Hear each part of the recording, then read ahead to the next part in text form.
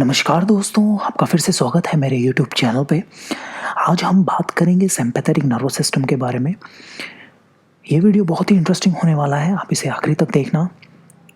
और आपने यदि चैनल को सब्सक्राइब नहीं किया है तो जल्दी से इसे सब्सक्राइब करें। चलिए शुरू करते हैं। दोस्तों, सिंपैथेटिक नर्वस सिस्टम जो है वो पार्ट होता है ऑटोनॉमिक नर्वस सिस्टम का। ऑटोनॉमिक नर्वस सिस्टम क्या होता है दोस्तों? Autonomic means automatic. ऑटोमेटिक इसलिए बोलते हैं दोस्तों क्योंकि इस पर हमारा कोई कंट्रोल नहीं होता है, वॉलेंट्री कंट्रोल नहीं होता है। फॉर एग्जांपल, यदि आपकी जो हार्ट रेट है उस पर आपका कंट्रोल नहीं है, आप उसे खुद कंट्रोल नहीं कर सकते हैं। और स्वेटिंग जैसे है, स्वेटिंग भी आप कंट्रोल नहीं कर सकते हैं। और यदि इसका ऑपोजिट एग्जांपल मैं दूं, यदि कुछ आपको उठाना है या कुछ आपको चलना है तो आप वॉलेंट्री उसे कंट्रोल कर सकते हैं। बट ऑटोनॉमिक नर्वस सिस्टम पे आपका कंट्रोल, वॉलेंट्री कंट्रोल नहीं होता है। तो जो सिंपैथेटिक नर्वस सिस्टम है वो ऑटोनॉमिक नर्वस सिस्टम का पार्ट होता है।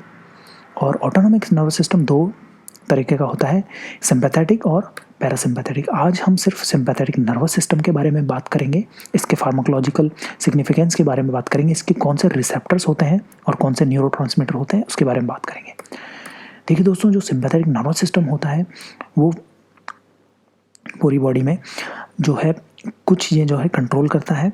और ये जो कंट्रोल जो करता है वो कुछ रिसेप्टर्स के थ्रू कंट्रोल करता है। और ये रिसेप्टर्स पे जो है एक न्यूरोट्रांसमीटर है वो जाके एक्ट करता है और सिंपैथेटिक नर्वस सिस्टम की एक्टिविटी को इंक्रीज या डिक्रीज करता है।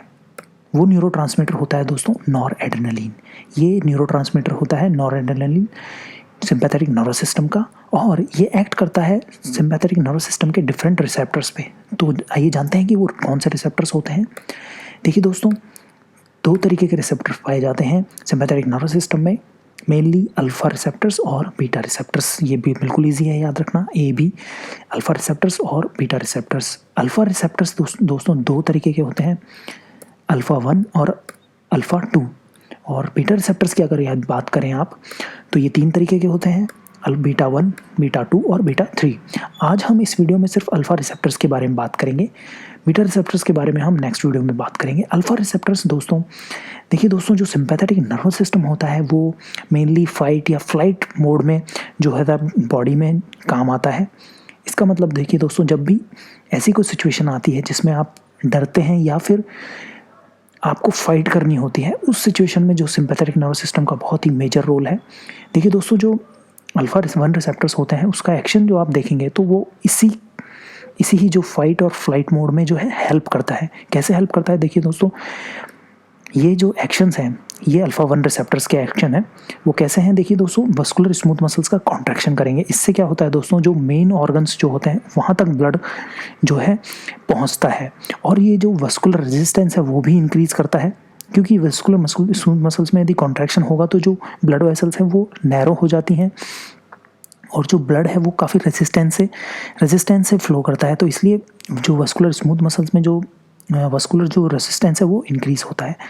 और देखिए दोस्तों, जब भी आपको फाइट या फ्लाइट करना होता है तो आपका जो प्यूपिल है वो डायलेट होना चाहिए। क्यों होना चाहिए? क्योंकि जब डायलेट होता है प्यूपिल तभी वहाँ पे जो रोशनी है वो सबसे ज़्यादा जाती है, लाइट जो है सबसे ज़्यादा जाती है और आप दूर तक देख सकते हैं। तो उस सिचुएशन में माइड्रेसिस होना ज़रूरी है। तो इसलिए दोस्तों अल्फा 1 रिसेप्टर्स जो माइड्रेसिस करते हैं वो कैसे करते हैं? प्यूपिलरी डायलेटर मसल्स को कॉन्ट्रैक्ट करते हैं जिसके थ्रू माइड्रेसिस होता है। और दोस्तों पिलोमोटर स्मूथ मसल्स का कॉन्ट्रैक्ट होता है जो हेयर को इरेक्ट करता है, जो हम बोलते हैं रोंगटे खड़े हो जाना, वो इसी अल्फा 1 रिसेप्टर्स के थ्रू होता है दोस्तों। और जो ब्लैडर, ट्राइगोन और प्रोस्टेटिक स्मूथ मसल्स में भी कॉन्ट्रैक्शन होता है दोस्तों। इससे क्या होता है? जो कि यूरिनरी रिटेंशन करता है, क्योंकि यूरिनेशन ऐसे सिचुएशन में तो काम नहीं आता है। तो इसलिए जो मेन एक्शन जो इसका होता है वो यूरिनरी रिटेंशन होता है अल्फा 1 रिसेप्टर्स का।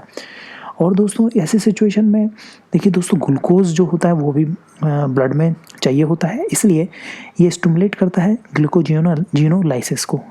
ग्लाइकोजिनोलाइसिस मीन्स कि जो ग्लाइकोजन होता है वो ब्रेक डाउन होता है और वो ग्लूकोज की एक्टिविटी को, ग्लूकोज जो है ब्लड में इंक्रीज होता है। और देखिए दोस्तों, बॉडी में हर चीज़ बैलेंस होती है। अब देखिए दोस्तों, जब कोई चीज़ इंक्रीज हो रही है तो वो उसको डिक्रीज भी इन्हीं रिसेप्टर्स को करना होता है। तो जो अल्फा 2 रिसेप्टर है वो एज ए ब्रेक काम करता है सिंपैथेटिक नर्वस सिस्टम पे कैसे करता है दोस्तों। इसके एक्शन पे आप देखेंगे तो एड्रेनर्जिक और कोलिनर्जिक नर्व टर्मिनल्स में जो न्यूरोट्रांसमीटर्स होते हैं उनको इनहिबिट करता है। देखिए दोस्तों, एड्रेनर्जिक नर्व टर्मिनल को आप किससे रिलेट करेंगे, सिंपैथेटिक नर्वस सिस्टम से, और कोलिनर्जिक नर्वस सिस्टम जो है वो होता है अपना पैरासिम्पैथेटिक नर्वस सिस्टम। जो तो ये इसका जो एक्शन है, अल्फा 2 रिसेप्टर का जो एक्शन है वो दोनों नर्वस सिस्टम्स पर एक्ट करना होता है। तो ये दोनों जो नर्व टर्मिनल्स होते हैं उसमें ट्रांसमीटर के रिलीज को इनहिबिट करता है। साथ ही साथ ये जो प्लेटलेट्स का जो एग्रीगेशन है वो भी इंक्रीज करता है और जो लाइपोलाइसिस है उसको इनहिबिट करता है। और दोस्तों जो इंसुलिन के रिलीज़ को है वो इनहिबिट करता है, और जिससे कि जो ब्लड ग्लूकोज लेवल है वो इंक्रीज़ होता है। दोस्तों आई होप आपको ये सब चीज़ें समझ में आई हो। यदि आपको कुछ समझ में नहीं आया तो आप कमेंट कर सकते हैं। अगली वीडियो में हम बीटा रिसेप्टर्स के बारे में बात करेंगे। धन्यवाद।